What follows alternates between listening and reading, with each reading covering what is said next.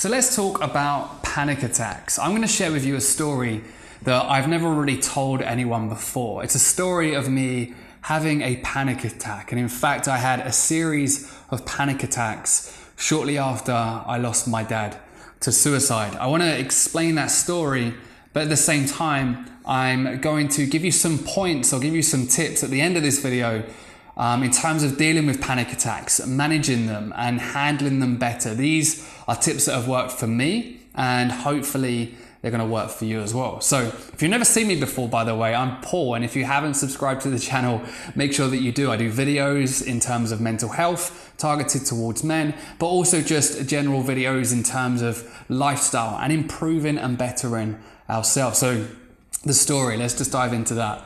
I lost my dad when I was 18. It was just a complete shock. He wasn't depressed in any way, and he just had this breakdown. And we just couldn't control it. And I've spoken about this in other videos, and this isn't what today's video is about. But after he died, I dealt with it like most young 18, 19-year-old lads would do. I went clubbing, I drank often, I played video games, I bought myself a new car, I would go shopping, I would show off, I would work harder. I was just distracting myself from the fact that my dad had killed himself. And I really hit this low point, this depression.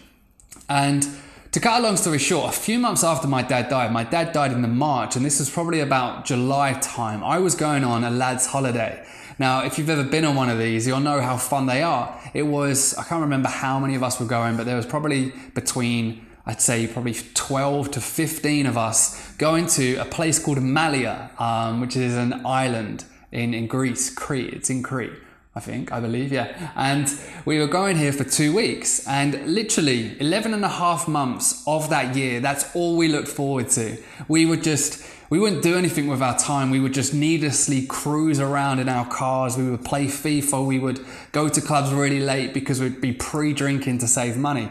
And everything was all waiting for this exciting moment of going on a holiday together. And what happened is we went out there and we were drinking in the airports, we were drinking on the plane. We then got to the hotel, we were drinking more, we went out to a bar, and I was pretty wasted. I was very drunk at this point. And one of my dad's funeral songs was a song by the Fratellis called Chelsea Dagger. And it was quite an upbeat song because at my dad's funeral, we kind of wanted to celebrate his life rather than mourn it. And this was the funeral song that we played as everyone left. And the downside to that was at this moment in time, it was a very popular song in a lot of clubs. It got played very, very often.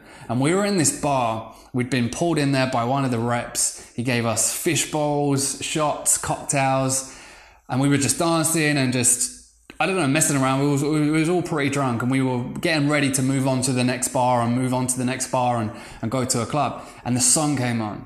And I'll never forget that moment. The song came on that was played at my dad's funeral. And I think the fact that I just buried all of those emotions from my dad dying and just got on with life, didn't speak to anyone about it. This song came on. I was drunk, and a few of my friends who was at my dad's funeral looked at me.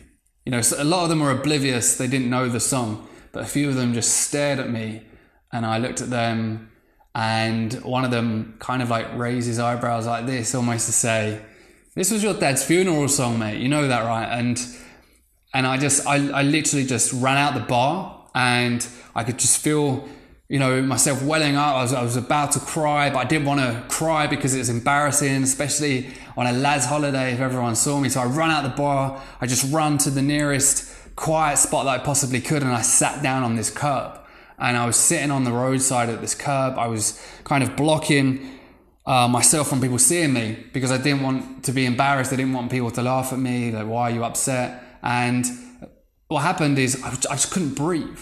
It's so hard to explain, and if you've ever experienced panic attacks, then you'll know what I'm saying. I couldn't breathe, and I was, and I was trying to calm down I was trying to calm down my emotions. I was trying to calm down my breathing. I didn't know what had hit me. I couldn't understand it. I couldn't put a thought to it. I couldn't explain it, and it was scary. I was fucking scared, to be honest with you. I thought I was maybe having like a stroke or a heart attack or something. It sounds so stupid if you've never experienced a panic attack, but that's how it felt. And a few of my friends that saw me run out the bar followed. There was 3 of them, I believe. And they came over me, and at first I was embarrassed. I was trying to cover myself up because I didn't want them to see me.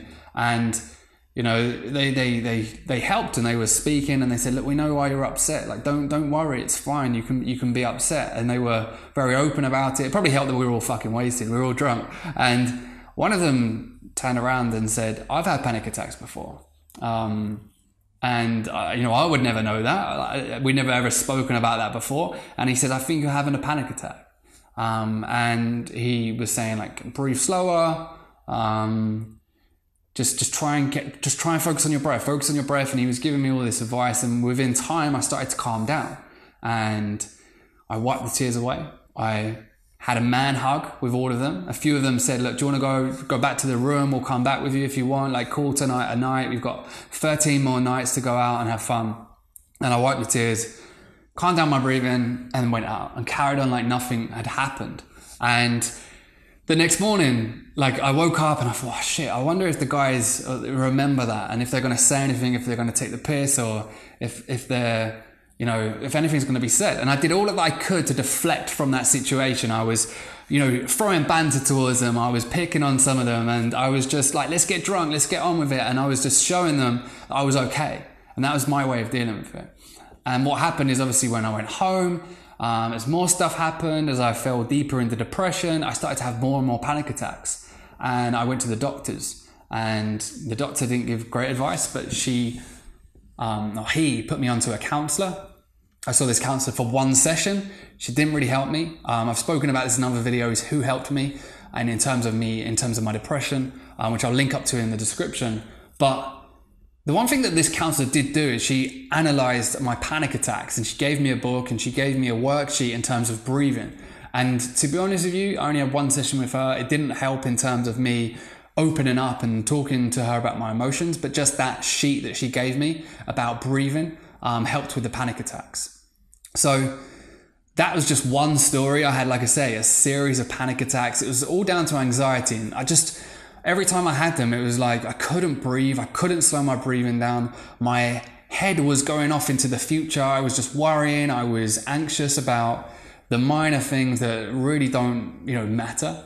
And also as well, if it happened in public, it was worse, because I would start to panic. I could feel a panic attack coming on. I would then look around, and if someone was looking at me, they probably wouldn't even be looking at me, but I would feel like they're looking at me.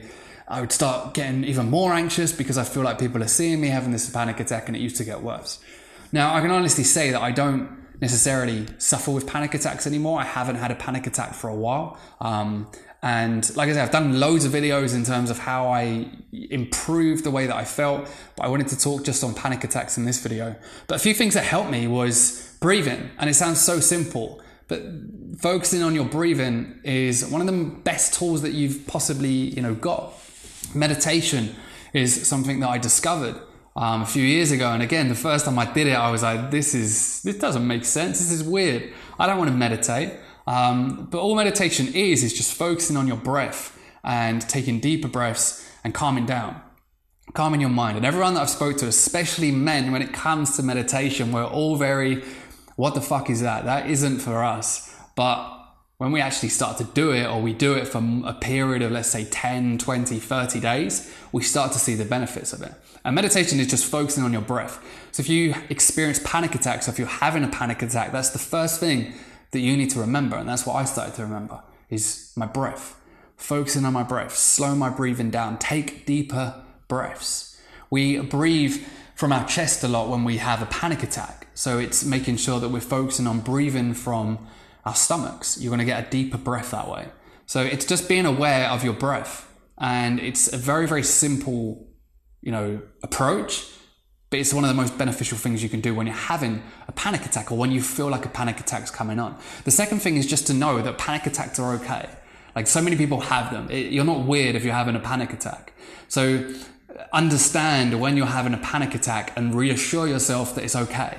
You're not weird, like no one's judging you. It's very common. People around you may have experienced panic attacks before. This is why I'm creating this video, because hopefully me explaining my story will help show you that panic attacks are okay. Just understand that I'm having a panic attack. I need to focus on my breathing. It's nothing to worry about. I'm not having a heart attack. I'm not going to die, because that's the thoughts that go through your mind when it's happening. And that's going to help you as well. Another thing that helped me was positive language. So when we're having a panic attack or leading up to a panic attack, we're normally in a negative mindset. So there's normally something that's happened, or maybe we're thinking negatively about the future and it's caused us to have a panic attack. So just shifting your language and telling yourself positive things, again, will start to make you feel better. It will start to reduce the panic attack. And again, it's going to help you with your breathing. It's going to help you calm down. So I used to just say positive, not like a mantra, but just like a sentence or word that were positive every time I was about to have a panic attack, or every time I was having a panic attack. So telling yourself that you're going to be okay, telling yourself that you're strong, telling yourself that you're going to get through it, telling yourself that, just telling yourself positive things is going to calm yourself down, and it's going to either stop the panic attack from happening, or it's going to reduce the panic attack when you're having it.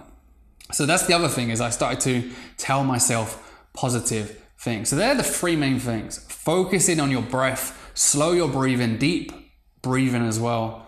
The second one is to just understand you're having a panic attack and it's okay. As soon as you come to terms with that, you're not going to die.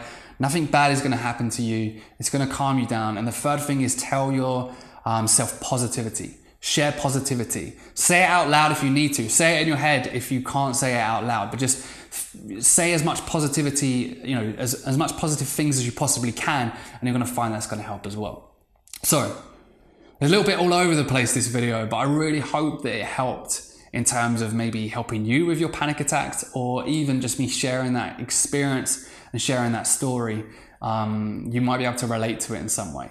But I want to end it by saying that you will be able to handle it. It's going to get better. This isn't going to be something that is going to happen to you every single day, but you have to work on those three things, but at the same time work on yourself.